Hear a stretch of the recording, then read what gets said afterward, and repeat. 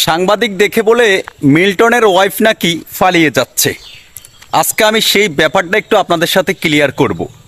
দেখেন, মিল্টনের ওয়াইফ না, শুধু বাংলাদেশের এমন অসংখ্য ভুক্তভোগী যারা আছেন তারা সাংবাদিক দেখলে পালিয়ে যাচ্ছেন কেন জানেন?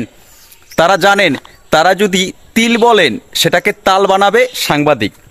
তো my point of the view থেকে যে সমস্ত সাংবাদিক দেখে যারা ভুক্তভোগী, যারা ভিকটিম, যাদের অভিযোগগুলো বলতে চেয়েও বলতে চায় না, তারা সাংবাদিক দেখে পালিয়ে যায়, তারা আসলে সাংবাদিক ছিল না, তারা সাংবাদিক নামে সাংঘাতিক। বাংলাদেশে হাতে গোনা কিছু এই সাংবাদিক নামে কিছু সাংঘাতিকেরা বর্তমানে মানুষের সাথে এমন কিছু করতেছে যে মানুষের যে একটা আস্থা বিশ্বাস সাংবাদিকের কাছে, যেন একটা ভিকটিমে তার ব্যথা, তার একটা অভিযোগ তুলে ধরবে, সেটা আর এখন তুলে ধরতে পারবে না। দেখেন, কিছুদিন আগে একটা অভিযোগ তুলেছে মিল্টনের নামে। আমি কারো পক্ষ নিয়ে কথা বলতেছি না, একেবারে রিয়েলিটি যেটা সেটা বলতেছি, যে মিল্টন নাকি যে মানুষ যে অনুদানের টাকা দিত, বিভিন্ন জায়গা থেকে যে প্রবাসীরা অনুদানের টাকা দিত, সেটা দিয়ে নাকি সে মাদক সেবন করতো, এটা মিল্টনের ওয়াইফ বলছে। তো আমার প্রশ্ন হচ্ছে, মিল্টনের ওয়াইফে যেন বলছে যে মিল্টন আমার স্বামী দানের টাকা দিয়ে মাদক সেবন করত, সেটার একটু ক্লিপটা দেখান জাতি দেখতে চাক।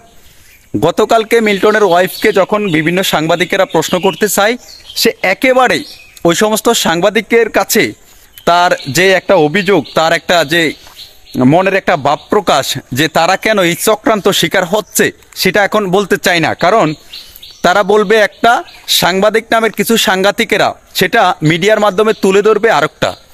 তো একেবারে সব সাংবাদিক কিন্তু খারাপ না, হাতে গোনা গুটি কয়েক খারাপ সাংবাদিকের জন্য আজকে বাংলাদেশে, পুরো বাংলাদেশে দেখেন মানুষের একটা আস্থার জায়গা, যে সাংবাদিক দেখলে মানুষের একটা সময় অনেকের, বিশেষ করে যারা অসহায় মানুষ আছে, অনেক মানুষ আছে, তাদের যে ব্যথা বেদনা, যে কষ্টগুলো মানুষের সামনে তুলে ধরতে এখন আর তুলে ধরে না। এখন জানে যে আমি বলুম একটা, হবে আরেকটা। কারণ মিডিয়ার মাধ্যমে তারা চেয়েছিল তাদের যেই অভিযোগটা সেটা তুলে ধরার জন্য, কিন্তু সেটা আর সাংবাদিকেরা করে না। এখন টাকার কাছে বিক্রি হয়ে কিছু সাংবাদিক নামের কিছু সাংঘাতিকেরা মানুষকে নিয়ে এমন অবস্থা করেন, যেটা হয়তো আল্লাহ বিচার করবেন, আল্লাহ ছাড়া আর ওদের কেউ বিচার করতে পারবেন না। তো সাংবাদিক পেশাটা এমন ভালো একটা পেশা। আমার কথা হচ্ছে ভাই, লালকে লাল বলেন, কালোকে কালো বলেন। আবার কিছু কিছু সাংবাদিক এখন দেখতে পাচ্ছি সোশ্যাল মিডিয়াতে এমনভাবে এমন খারাপ খারাপ ভিডিও তুলে ধরতেছে, এটা আমাদের নতুন প্রজন্মের জন্য এতটা ভয়ানক হবে, একটা সময় এটার এফেক্ট আপনি দেখবেন। হয়তো যারা এই সমস্ত খারাপ ভিডিওগুলো আজকে সোশ্যাল মিডিয়াতে ভাইরাল করতেছেন, তুলে ধরতেছেন, কিছুদিন পর ওই সমস্ত মানুষের আইডিগুলো আর আপনারা খুঁজে পাবেন না। ভাই, ভালো কিছু করেন, আপনার এই প্ল্যাটফর্মের মাধ্যমে আপনি চাইলে ভালো কিছু করতে পারেন, এমন কিছু করবেন যেটার জন্য যেন আপনার আশেপাশের মানুষের উপকার হয়। সেটা না করে আপনারা করেন কি, আজকে বলতেছেন মিল্টনের ওয়াইফ এখন সাংবাদিক দেখে পালিয়ে যাচ্ছে। পালিয়ে যাবে না, কি করবে? তারা কি আপনার সাথে কথা বলবে একটা, প্রচার করবেন আরেকটা, এই কথা বলবে এখন এখানে? তো অনেক কষ্ট লাগে। সব সাংবাদিক একেবারে খারাপ না, বাংলাদেশে এখনো অসংখ্য ভালো সাংবাদিক আছে, তারা ভালো নিউজ করে। হাতে গোনা কিছু কিছু মানুষ সাংবাদিকের সার্টিফিকেট নিয়ে তারা মানুষের সাথে প্রতারণা করতেছে, তো ওদের বিচার আল্লাহ করবে। যদিও আমি এই মিল্টনের ব্যাপার নিয়ে কখনো কথা বলতে চাই না, মানে কথা বলার আমার ইচ্ছে ছিল না, কিন্তু আমি এই জন্য কথা বলতেছি যে আমি বাংলাদেশের একজন নাগরিক। আমার লালকে লাল বলা, সাদাকে সাদা বলা, কালোকে কালো বলা, এটা প্রত্যেকটা নাগরিকের দায়িত্ব আছে। আপনার জায়গায় থেকে আপনিও বলতে পারেন, আপনিও বলতে হবে।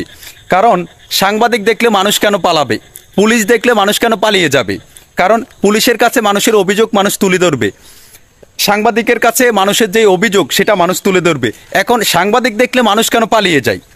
মানুষ পালিয়ে যায় এজন্য, my point of the view থেকে আমি দেখছি মানুষ পালিয়ে যায় কারণ সাংবাদিকের কাছে বলুন যে আমার এই সমস্যা, কিন্তু সাংবাদিক এটাকে প্রচার করবে তার উল্টো, তখন তার ভালোর চাইতে খারাপ হবে। অতএব আমি পালিয়ে যাই, এখানে আমার কোনো কিছু বলার দরকার নেই, আমার নীরবতা আমি পালন করি, এটাই ভালো হবে।